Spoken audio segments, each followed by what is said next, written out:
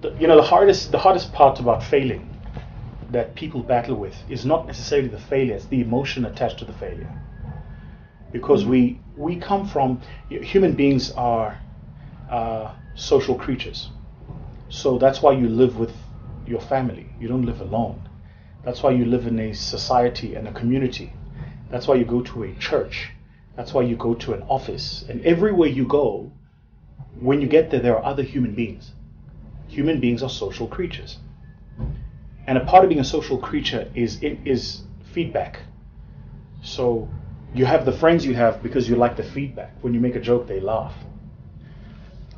You go to the places you go to because you like the feedback. So as human beings, we're in a constant system of feedback. When you went to school, at the end of a term, you wrote a test or an exam for feedback.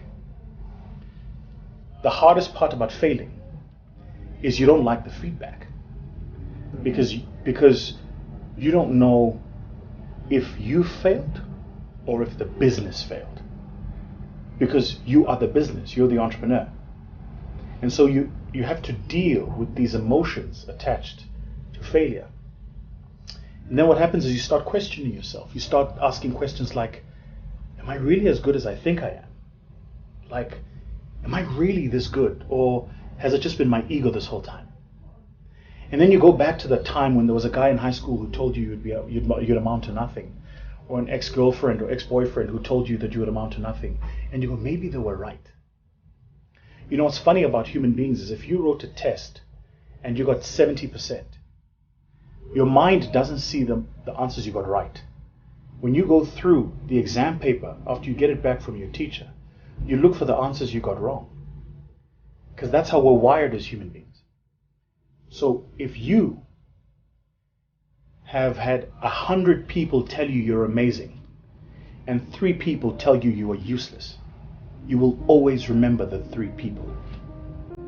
It's what's called the imposter syndrome. So your internal dialogue starts being framed by negative perceptions of self, by self, based on the perceptions of others.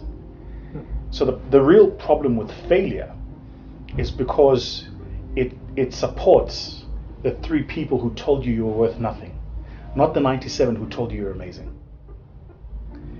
So for me, that was like the hardest part, right? Like the hardest part was having to understand that I was not that failure, that the failure didn't define me, that it was a moment. It happened, and and I needed to move on from it. And that failing doesn't make you any less of what you were.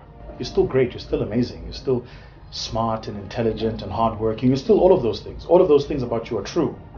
The event does not define you. It's just an event. You're an athlete that showed up to run a 100-meter race and had a bad race.